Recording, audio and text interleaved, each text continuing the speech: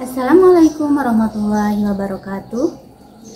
Perkenalkan, nama saya Susi Susanti, seorang guru bahasa Indonesia dari SMP Islam Terpadu Muhammadan Fathahilah yang berada di Ciamis, Jawa Barat.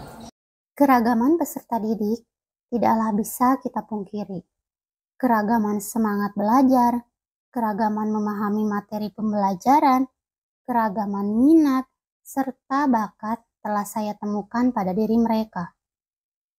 Hal tersebut membuat saya tergugah untuk memberikan pembelajaran yang mampu memenuhi semua kebutuhan mereka, dan tentunya mereka bisa merasa senang ketika mengikuti pembelajaran. Untuk memastikan kembali keragaman peserta didik, maka langkah yang saya lakukan yaitu melakukan asesmen diagnostik serta mengobservasi peserta didik saat mengikuti pembelajaran. Hal tersebut saya lakukan untuk mengetahui gaya belajar, minat, serta bakat mereka. Dan hasilnya beraneka ragam. Ada yang suka belajar dengan menonton video, ada yang lebih suka mendengarkan suara saja, ada juga yang suka belajar dengan membaca dan menulis. Selain itu, setelah saya observasi dari waktu ke waktu, ternyata mereka terlihat lebih antusias ketika pembelajaran menggunakan komputer ataupun Chromebook. Dari hasil analisis diagnostik serta observasi yang saya lakukan, maka saya memutuskan untuk membuat multimedia pembelajaran interaktif berbasis EduGame.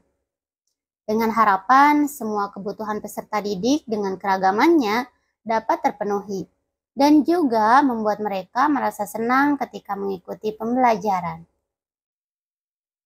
Kebetulan pada saat itu materi pembelajarannya mengenai jenis puisi rakyat tentang paguir, pantun, gurindam, dan syair. Saya mencoba membuat multimedia pembelajaran interaktif berbasis EduGame dan menerapkannya pada pembelajaran berikutnya dengan cara share link MPI tersebut pada kelas di Google Classroom, sehingga peserta didik bisa mengaksesnya dengan menggunakan komputer secara berkelompok. Karena perangkat komputer di sekolah kami masih terbatas dan peserta didik tidak diperbolehkan membawa handphone.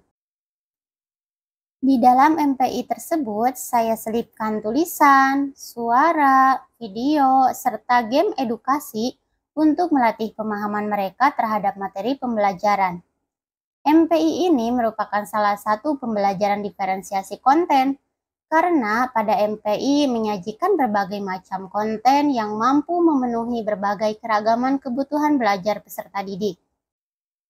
Untuk yang suka belajar menggunakan video, maka mereka akan mengakses MPI secara lengkap, dari mulai audionya, gambarnya, serta tulisannya.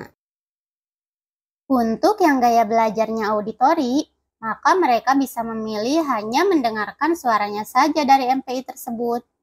Serta bagi yang suka membaca dan menulis, maka mereka bisa menggunakan MPI dengan hanya membaca dan mengetik saja, tanpa mendengarkan suara. Karena suara pada MPI bisa dibisukan. Bagaimana nih menurut Bapak Ibu guru yang menonton video ini? Setujukah bahwa MPI sudah mewakili pembelajaran diferensiasi konten? Setelah menerapkan pembelajaran diferensiasi konten yang dibalut dengan MPI EduGame, ternyata hasilnya melebihi ekspektasi.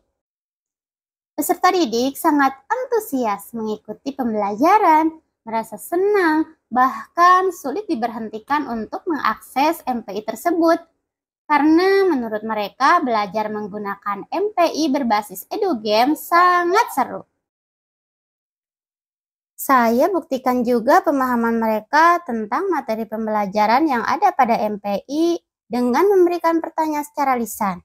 Ternyata mereka mampu menjawabnya.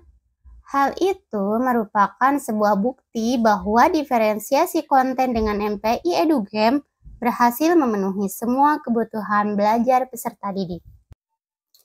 Keberhasilan ini tentunya tidak mau saya simpan sendiri. Saya mencoba berbagi praktik baik kepada rekan sejawat dengan harapan praktik baik yang saya lakukan mampu menginspirasi mereka dan bisa di ATM, amati, tiru, dan modifikasi untuk pembelajaran yang lebih menyenangkan dan tentunya bermakna. Alhamdulillah tanggapan mereka baik. Mereka mengatakan bahwa MPI dengan berbasis EduGame bisa membuat peserta didik tertarik untuk belajar. Karena memang sudah sesuai dengan kodrat zamannya, bahwa peserta didik zaman sekarang sudah melek teknologi. Yang akhirnya beberapa guru sudah mencoba membuat MPI dan mengimplementasikannya di kelas. Dan hasilnya luar biasa. Peserta didik menjadi semangat mengikuti pembelajaran. Saya berharap praktik baik ini bisa di ATM, amati, tiru, dan modifikasi oleh para pendidik di negeri ini demi terciptanya pembelajaran yang menyenangkan, bermakna, dan bermanfaat untuk kehidupan peserta didik saat ini bahkan masa mendatang. Terima kasih telah menyaksikan video ini. Semoga bermanfaat. Wassalamualaikum warahmatullahi wabarakatuh.